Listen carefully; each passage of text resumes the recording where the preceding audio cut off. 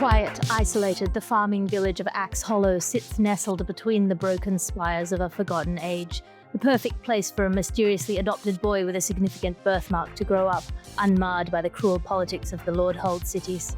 Despite having been dropped off in the village by a passing eagle during the height of the Hedge Wars and adopted by a benevolent ex-assassin, now fisherman, and being the only redhead in the village, the boy Dawson lives an unremarkable life.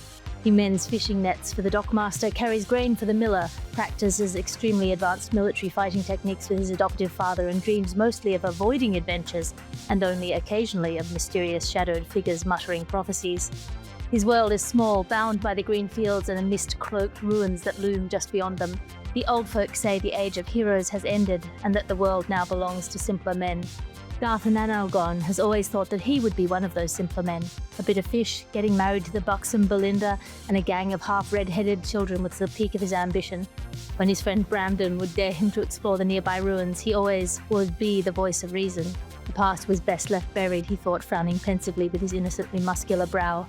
But the past does not stay buried forever. Sometimes the past is realms unknown.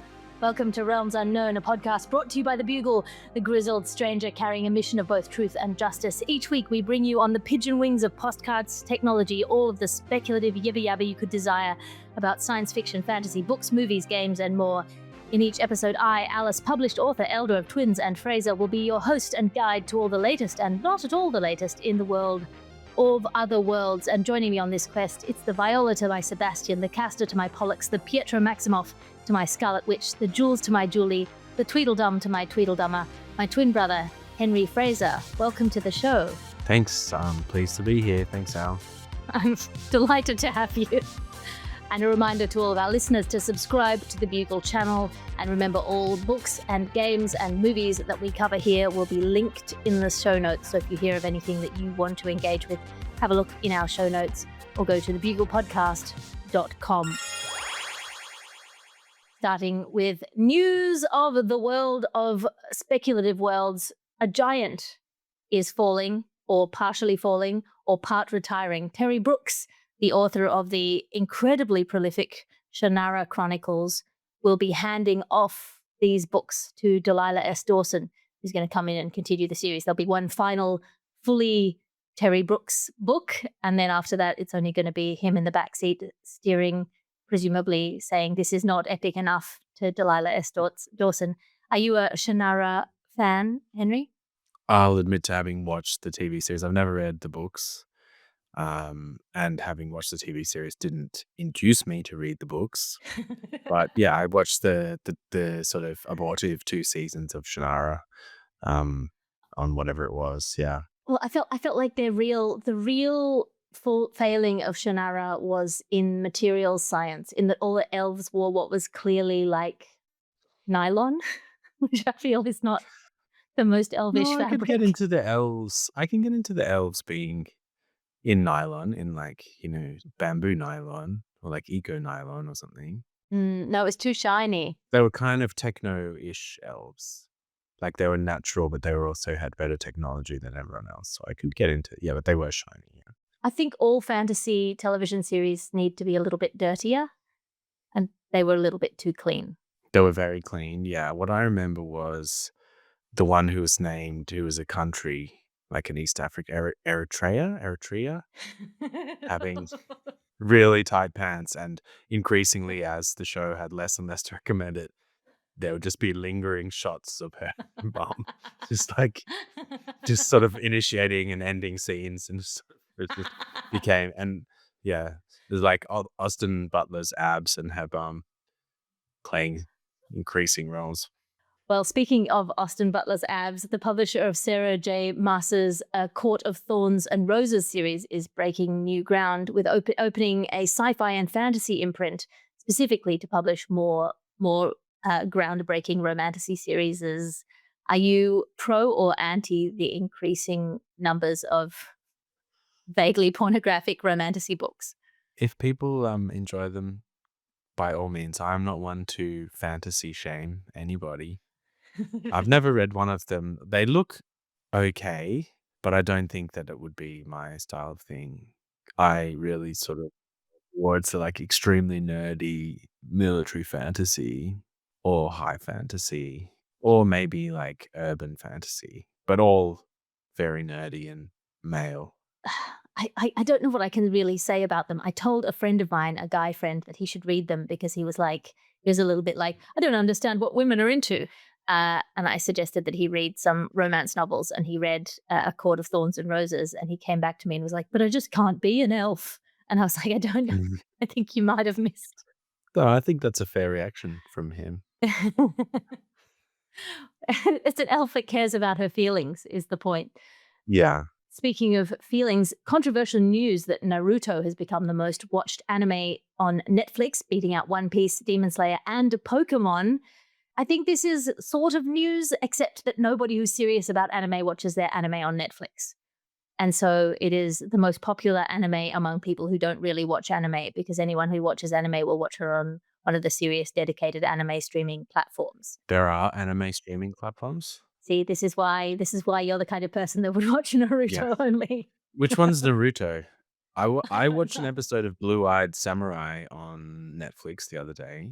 That one with a very thinly, like, the samurai was a half-blood Japanese in the shogunate after the expulsion of all Christians and so on and so forth, and therefore, brought shame and because of the blue-eye samurai, but also was voiced by quite clearly a woman with not a great passing for male voice, kind of a sort of doing a husky-ish woman's voice, but quite clearly a woman's voice. And I was like, so when does that reveal happen? But I wonder if that's like a trope that you sort of should know, or whether it's like supposed to be a surprise. Or I mean, first of all, you have just revealed yourself as a romance hero, because the romance hero, while everybody else is fooled by the female in disguise as a male, the romance hero immediately detects her femininity by just vibes, horny vibes. So you've ticked number one box in the. I really think you should get into romantasy. It might be your natural home. In other fantasy, sci-fi, speculative fiction world news, this is a crossover news that George R.R. Martin is opening an apothecary-themed bar in Santa Fe, or like George Barbar Martin. It's a medieval-style cocktail bar named Milk of the Poppy. It apparently has dungeon vibes. It's opening on the 21st of March, 2025. So if you're in Santa Fe, you can head on over there and meet a cast of characters, 90% of whom will probably be killed off by the end of the night if George R.R. Martin returns to form. I don't know what's going to happen with the people who are into a George R.R. Martin medieval-themed fantasy cocktail bar, other than them showing up to the bar and trying to find George R.R. Martin and grabbing him by the shoulders and telling him to finish his book. I actually don't want him to finish it. But I feel like, as a hot POV take. character at the bar, I would be worried about my own life, because it's always the character you don't expect. Right in the middle of their first person experience, then they're dead. Yeah, I just don't know that you would feel safe drinking anything at George R.R. No, Martin's. you wouldn't. No, not at all. Not at all. And someone might just assassinate you, or just wantonly kill you. Use you to make a point about the corruption of the underlying. To make a point. But you said you just dropped and then walked on for an extremely hot take there, Henry. What you said, you don't want him to finish the books. No. Why? No, I don't think so, because it's past the point now. He created a world that was too big to be drawn to a conclusion. It just kept expanding. So it's like 6 or 7 books making the world continuously expand, none of them apparently drawing any threads together.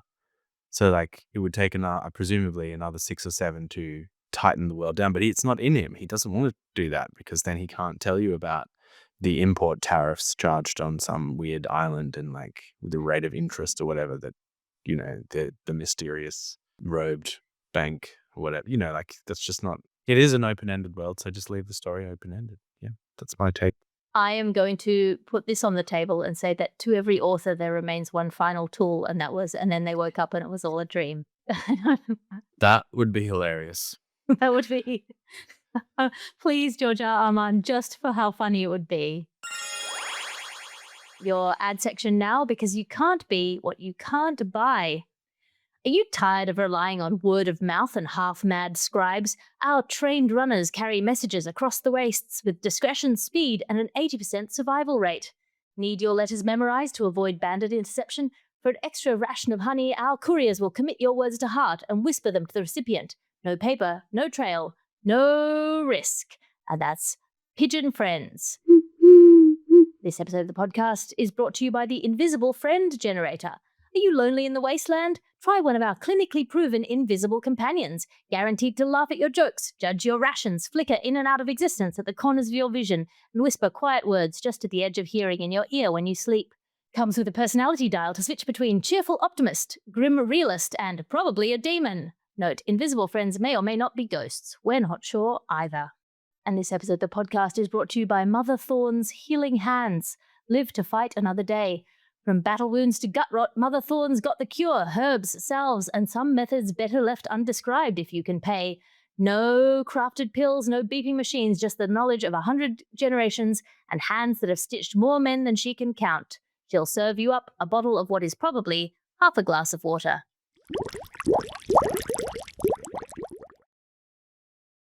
Now, that brings us to what have you been into recently news. Henry Fraser, co-host, what are you into of late? What has been your speculative obsession? So I've been listening to Miles Cameron, aka Christian Cameron, and in the speculative world, I love all of his stuff. I think he writes really well. His prose is very nice. He's maybe not necessarily that interested in dialogue, but he writes nice enough English that it doesn't matter, that they're not sort of horribly awkward conversations. They're totally not how people talk, but they're still fine. But then the stories are good, and the detail, he always has detail, which kind of helps you understand what people care about and also how people make money. So like everyone, whether it's even if he goes to just like a classic sort of fantasy coming of age thing, they start off poor and then they find that then as they acquire all their powers.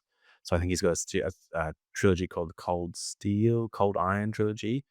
Like it's a magic one, it's a classic one. But as the character who is very similar to Al Dedalden, or his name is Aranthor. But as he comes into his power and becomes more powerful as a mage and as a general and every other warrior and so on and so forth, he also makes money. Like either he'll like get some loot but then he'll invest it, or he'll buy something and then sell it. But he does it in all his books. Their characters also get rich as they kind of get powerful, which I like because it's much more. It just adds a fun dimension. But anyway, the one that I've read that I really enjoyed is his first foray into sci-fi, which is the Artefact Space duology, which may turn into a trilogy. He's got like a novella in between the two books.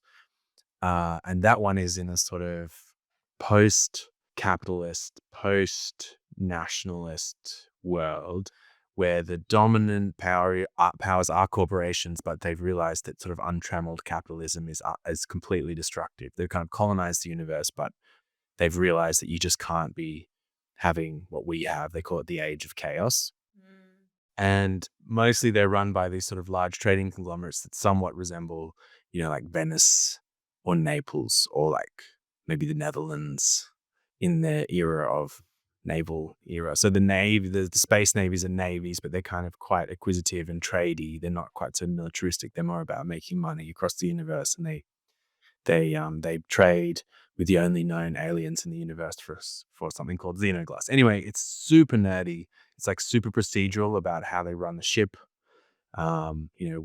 When you sleep, when you wake, how you train, what happens when you accelerate and decelerate. There's a lot of detail about how horrible it is when they accelerate and decelerate at great speeds. Anyway, I just loved it. It was just very soothingly like episodic, not too tense. He also writes quite episodically because I think he writes multiple books on the go and then kind of writes an arc within the book and then jumps to his next book so he doesn't get bored. Very Dancy Lagarde of him. Yeah, he is very Dancy Lagarde. But anyway, I won't spoil it because it's a fun and complex plot, which I probably couldn't remember. But it's the main character, Marka Umbaro, is sort of a patrician class trading family, but on the out, poor, lost all her family's money, trying to regain her status in the Navy. It's good. And the AI is like an Italian. He's like a Renaissance Italian. He dresses like a Renaissance Italian and talks like a Renaissance. It's just But he sort of modeled himself on one of these like minor Renaissance Italian painters or philosophers or something. Anyway, I loved it. It was just like it satisfied all the requirements. So what's it called again? The first one I think is called Artefact Space by Miles Cameron. By Miles Cameron. Which brings me to the thing that I'm obsessing about, which is a thing that you shared with me, which is this archer who has figured out how to do really fast archery. Would you mind describing that for our listener? Yeah, he's this Danish guy called Lars Anderson, and he's obviously really into his archery and became intrigued with these things that he found in an old texts, like old Arab archery manuals and, accounts of the Scythians in Herodotus and so on, that they could shoot how many arrows they could shoot. So they could shoot 3 arrows in the time that it took from your horse falling to you hitting the ground and stuff. So basically 3 arrows in 1 to 1.5 seconds. And he was interested in how how could you do this? And so he basically just experimented with multiple methods for doing it until he worked out a way of holding the arrows in your shooting hand, multiple arrows, and rolling them down your fingers onto the string and shooting them. And it's freaky deaky. He can shoot like 3 arrows in a second pretty accurately. You could shoot another arrow out of the air. Yeah, he could shoot an arrow out of the air. He's like full Robin Hood level archery. So he basically deduced that modern archery posture is the opposite of what these people were doing. That all of the rules of modern archery, putting the arrow on this side of the bow and holding like your stance very steady and aiming with one eye, all of it is nonsense. And you just basically got to be upside down, slapping your arrow onto the thing and like. I think what the clever thing that he worked out is that he was interested in horse archers because they were doing that. And I think that what modern archers do is probably quite similar to what people with certain kinds of bows with certain kinds of conditions must have been doing. Like, so if you've got a long bow, you probably can't hold a long bow, but you have to aim and shoot carefully because you get tired pretty quickly. You've only got so many shots in you and you've got to pierce arm, whatever. But I think he worked out that, okay, so they're riding on a horse, and the fact that they're riding on a horse is a feature, not a bug, right? It requires you to then change the way that you are interacting with your target. You can't aim. You have to switch off your conscious processes for aiming, for controlling the movement and so on, and just train the movement well enough so that you can then start doing it intuitively. So that's his thing, is he doesn't aim and carefully look. He just sort of takes a snapshot, a sort of relaxed snapshot, and he's always talking while he's shooting or moving or jumping or hanging upside down or doing something to prevent him essentially from using the conscious mind, which makes him less of a good shot, which is crazy, but it's amazing to see. Incredible to watch. You sent me this video. What's his name again? Lars Anderson, his name. Lars Anderson. Look him up and watch him do these incredible feats of like archery.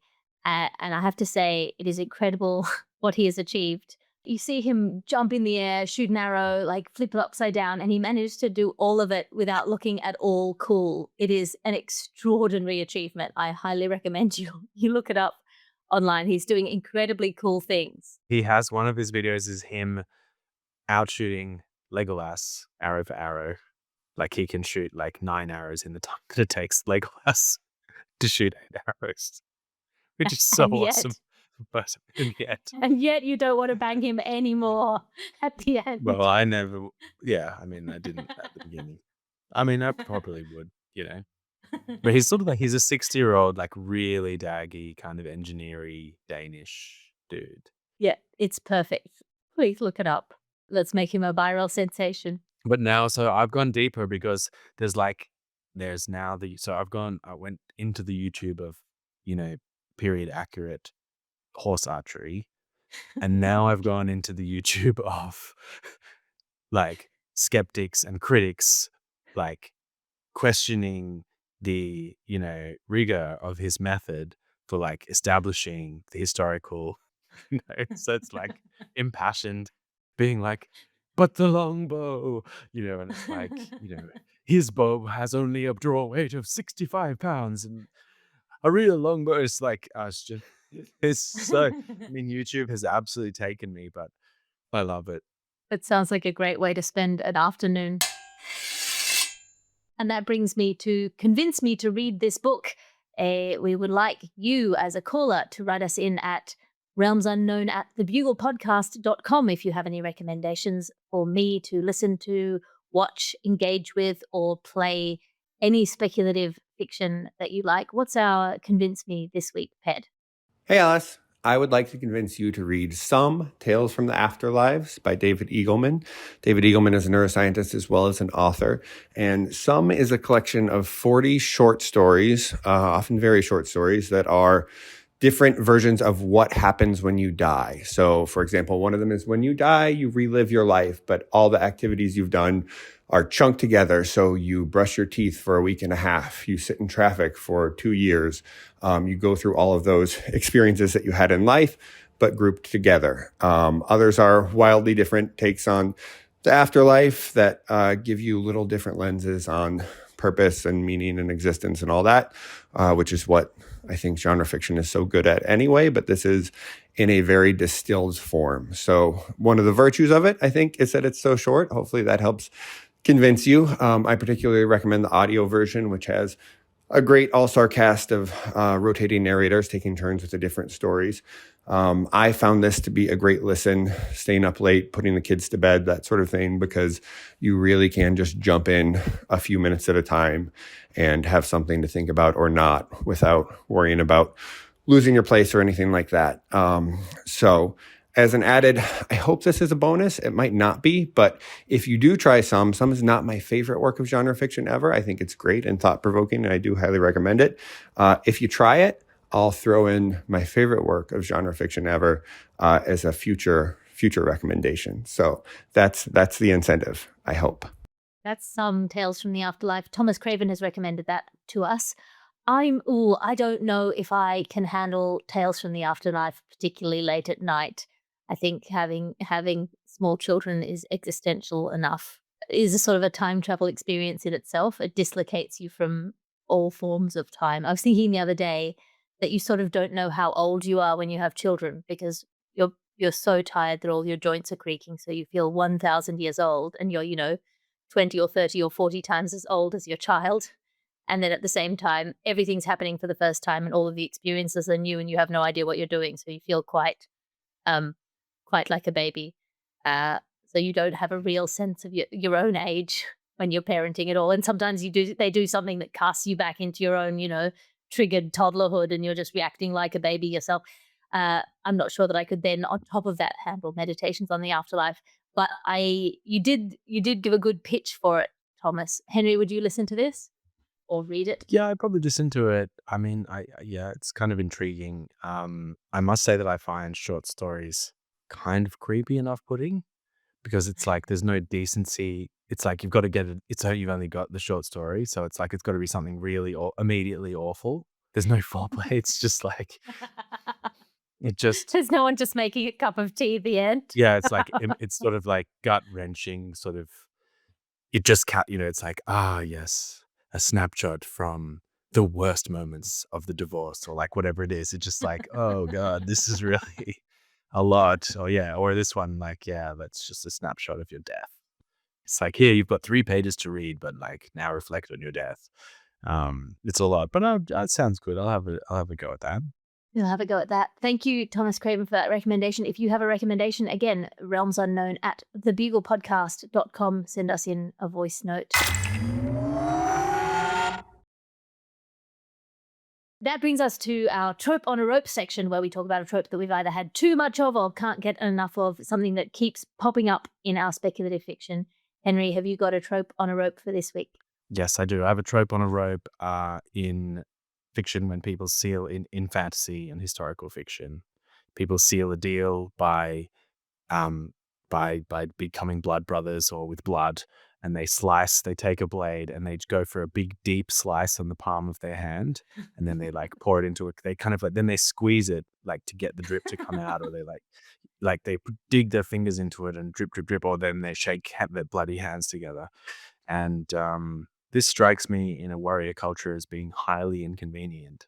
I know someone who's recently had like a small mole removed off the palm of their hand, and literally like everything, like trying to open a can was a night. like it's very painful. Like the skin is really thick. So do they like stitch it up afterwards? Do they not stitch it up? Then it's like your hand, so it's probably going to be touching like everything in like a fantasy world. Then you get like fantasy infection and fantasy fever, fantasy gangrene.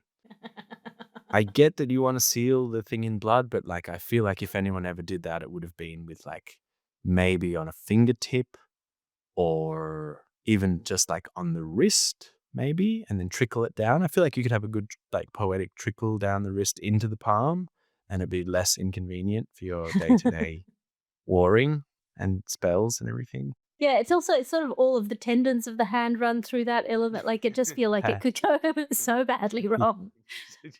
They're just like trying to shake hands. It's like can't close the fingers in. Just Clasp the hand clasp just my falls hand, brother. backwards. So the fingers just dangle. Yeah. Yeah. That's a great trope on a rope. Thank you very much. My trope on a rope is the thing where a female protagonist is 100% convinced that her opposite number is really contemptuous of her, despite the fact that he's clearly like being really nice all of the time. She's just 100% convinced that everything he does is putting her down. And she's like, oh, how could you? And then at some point, he just sort of has to take her by both cheeks and like stare into her eyes and shout, I love you, into her mouth. And then she's like, oh, what clues I missed. Yeah, I think that's probably my trope on a rope of just, he's like, you have beautiful eyes. And she's like, what's wrong with my eyes? The little inner gremlin. And are these written by women or by men? They're often written by women, but sometimes by men. I think that there is a sort of a running trope of women in fiction that you cannot, it's sort of improper to be confident in your own beauty or attractiveness until you are told that you are beautiful or attractive in the eyes of a man. And anyone but your like fated, destined mate telling you that you're hot is creepy. But if he does it, then all of a sudden it's okay at last. Just rewriting the patriarchy into speculative worlds. But I mean, I think that is a thing in fantasy is like you want your character, like they need the characters to have sort of doubt because otherwise you can't sort of suspend it just because they're like so atrociously powerful. And some of the time the arc is they sort of become almost a god. And so then they try and make it interesting by having self-doubt. But then I feel like sometimes the effort or the thing, like it's sort of unlikely that they should be self-loathing about that thing while also doing all the other things. I think it's probably quite hard to write, but probably needs more effort often in these books. I agree. Give your character something other than self-doubt. What's a Robin Hobb, the assassins? Oh my gosh. I had to stop reading those Robin Hobbs. At the end of every book, basically, the central character Fitz is like poisoned and dying and like, oh, I'm a broken man and no one will ever love me and I've driven away everyone that has ever cared about me and actually I'm a wreck. And then the next book begins with like, actually I was 21 and fine. Like. Yeah, and then after a while you're like, come on, buddy, get some therapy. You've got a lot going on for you. You're so money and you don't even know it. Fitz. You can talk to wolves. Yeah. You can be a wolf and do dragon magic. Yeah, but actually, I've got a slight tremor in my left hand. And that brings us to this subgenre submarine. This week, we dive into a subgenre in the speculative fiction space. This week, it is post-apocalyptic, specifically post-technological, specifically post-AI collapse books, movies, games. Henry, have you got any recommendations for post-AI, post-technological ones? I've been thinking a good one is Dune, obviously. That's a post-technology, new technology. Yep. They have the mentats instead of AI. I think the Shattered Sea trilogy by Joe Abercrombie plays that. That's a nuclear war, not necessarily an AI nuclear war, but after the nuclear war, everyone becomes Vikings. Well, that's a bit of a spoiler, a little bit. A little bit of a spoiler. Yeah, but that's all. I mean, it's a little bit of spoiler, for that one. But yeah, it's Vikings, and then like halfway through the second book, they go into like this weird part of the Viking world which is submerged, and then they have to take special radiation pills, and the one that doesn't gets radiation sickness. And you're like, oh, they get guns as well. They find guns. And you're like, whoa, there were guns all along, but they were just being Vikings because that's what's left. Well, the classic of this genre is the Canticle for Leibowitz, which is sort of a genre-defining one. There's also, if you're looking into games, Horizon Zero Dawn is a fun take on this. The humans have mostly ancient pre-medieval technology, but they're also robot dinosaurs, apparently, in Horizon Zero Dawn. So that's been recommended a few times by our listeners. That sounds awesome. Yeah, it's pretty amazing. I would say the Sun Eater series by Christopher Rocchio is sort of a massively nerdy sci-fi fantasy where there's so many tributes in it to previous fantasies, but it similarly has a history of AI being causing the end of the world and people becoming the AI again through sort of selective breeding processes, which is good. And Anathem by Neil Stevenson is also a good recommendation. And there's a story-based running app called Zombies Run, which has got a narrative built into the series of runs that you do on the app by Naomi Alderman. And the sequel to that is called The Walk, which apparently features one of the best interesting post-AI apocalypse storylines that you can get on a running-based app. So I love it. So it's like intervals. It's like, oh, here comes a zombie. You got to like do a sprint, 300-meter sprint. Yeah, exactly that. I'm quite tempted by that. I think that would be really, really fantastic. That's kind of fun. And then Adrian Tchaikovsky has recommended on Blue Sky a number of his own works, which is Elder Race and the upcoming Bee Speaker, as well as the novella The Hungry Gods. I'm just delighted that Adrian Tchaikovsky has posted in response to my call out for recommendations for post-AI, post-technological, post-apocalyptic That's awesome. things. I haven't read any. I haven't summed up. I do now have to like shift to sci-fi, so I've got to get. I think he's a good choice. He writes very thoughtful, like blogs and things about different types of sci-fi. Like there's exactly this thing of like what cool premises and so on. Well, I think as a subgenre, the kind of the post-technological, post-apocalypse lets you have all the fun of fantasy while also then being able to turn around, as in the Chronicles of Shannara, and go, oh, the before times were, let me pick up this old bucket hat from the 1990s. Actually, the one that I tried to send you in on the Convince You one, the Coldfire trilogy, C.S. Friedman, Celia Friedman, that is actually a post-technology. It's slightly different reason why they had to get rid of their technology and go and live in a fantasy world. But that is also one where basically in order to survive on a planet where your fantasies, dreams, fears, and desires become manifest and then feed on you, the only thing that has power over them is sacrifice. And so they had to sacrifice their ship and the AI on the ship in order to ensure the survival of the colony. And then so that one's kind of cool. That is very cool. I think it can be, at its worst, it can be sort of having your cake and eating it too, where you're trying to be fantasy, and then it's sort of, and then the end of Planet of the Apes, where you turn around and on the beach you have the Statue of Liberty coming out of the beach, and it's a little bit, and then I woke up and I was dreaming all along. But I think I have a lot of tolerance for it as a premise, because it sometimes can be super interesting and super good. If you have any recommendations for post-technology, post-apocalypse, ideally post-AI, send them in either on the social media or on realmsunknown@thebuglepodcast.com. And that brings us to our final section for today, which is the Minds of which is where we look back at something that we loved as a younger version of ourselves that we might feel a little bit like recommending now. So let us know what your thing is, and then tell us whether you can still recommend it, even with the caveat now, Henry. Well, I've probably got two, actually. One is more subtle, one is more just... So when we were kids, you used to love them too. Our grandma had these series by like an American boys' own adventure guy called Willard Price, and they were called something adventure. So it'd be like South Sea Adventure, African Adventure, Elephant Adventure. A lot of them were set in Africa. It was this young pair of boys, Hal and Roger. And Roger. Right? Hal and Roger. Hal and Roger. And it was sort of vaguely documentarian. They'd go and they'd tell you like all of the stuff about the place that they were in.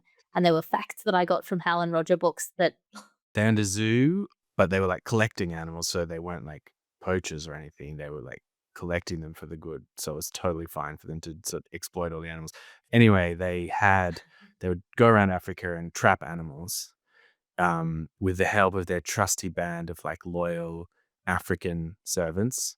And I remember there was one called like Joro and one called Mali, and they were good because they were like obedient, and they called them master or something. It was like super offensive. But then there were bad ones that didn't like white people and resisted, and then they would have to kill them. It was just like, you're just a kid and you're just like, it's part of the story, right? You have no context for any of this. And it's just part of the exciting story. The leopard people coming and attacking their camp at night and like poisoning them with leopard's whiskers and stuff, and just dastardly natives. And then I just think about it, it gives me the chills. I mean, I love the stories though. So would I recommend reading them? Would I read them to my kids? I don't think I could do it. I think it's too much. But the one that I have been going back with is my daughter's 5 now. We've started on the Chronicles of Narnia. So we started with The Lion, the Witch, and the Wardrobe. And then all this, like I sort of knew that he was that he'd written all these defenses of Christianity, this like rather shabby, but it's nicely written. He can write. People still kind of lean on them who are religious. But yeah, just going back and it's like, oh, it's always winter, but never Christmas. And like, but then, they have to, Aslan has to sort of sacrifice himself, but then be reincarnated or, like become, his sacrifice like redeems the world. And then Christmas comes because of him. And then it has some like funny stuff like Edmund, the kid, he eats the Turkish delight. He's tempted with the Turkish delight. But then the thing about the Turkish delight is once one has tasted of the Turkish delight of good and evil, then you can't think of anything else except getting more Turkish delight. So it's like an early addiction thing that he's like, I don't know whether, I guess people were probably doing laudanum or maybe heroin then. And there's so many like weird, and then there's also like she goes into the wardrobe, but obviously the editor's been like, ooh, this is liability, like the publisher and the editor have been like, this is a liability issue. So every time they go into the wardrobe and it's like carefully leaving the door unlatched, because of course we all know it is terribly foolish to go into a cupboard or any space and close the door after oneself. It's like every time they go in, I was like, I don't remember that as being like such a feature, but like as a parent, I'm like appreciating it. I'm like, thanks, C.S. Lewis, for like reminding my children not to like lock themselves into airless. Or my kids do lock themselves in there. It's a sliding door there, Look, I agree with you. I don't think I could recommend Willard Price, having like equally adored it as a child and learned a whole lot of facts that were absolute fucking nonsense. Yeah, just, in retrospect, just absolute nonsense.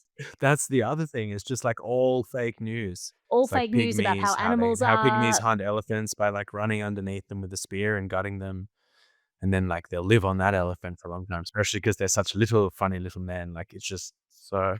It was so, I think that is a perfect Yeah. entry into the minds of, Yeah. and our granny would not have registered any of that as being offensive. And we as children would not have noticed any of that as being offensive. And then in retrospect, you're like, oh God, it's not okay. Well, it's all just sort of Tarzan writ large, right? It's like, it's just sort of another version of the Tarzan. It's like, yeah, you leave a white person in the jungle and then like, and then everything is okay. without anyone to teach them anything, they become superhuman and better than all the natives at being in the jungle. And then they like, he becomes a god to them because, so it's just the same, like it's that thing, that like really disrespectful.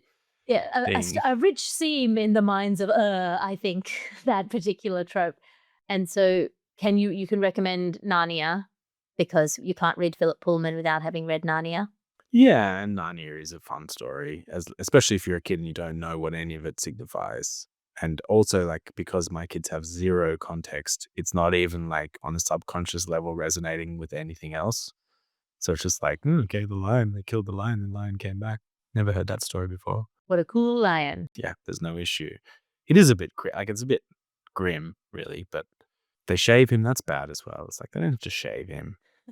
The scourge to the lion, it's like, I don't know if he has like a crown of thorns, but like shaving a lion, dude. And that brings me to the end of this week's episode of Realms Unknown. A reminder that if you enjoy Realms Unknown or any of the other entries in the Bugleverse, subscribe to the Bugle channel. If any of the books that we mentioned here ring your bell, have a look in the show notes. They are linked there. Henry, have you got anything to plug?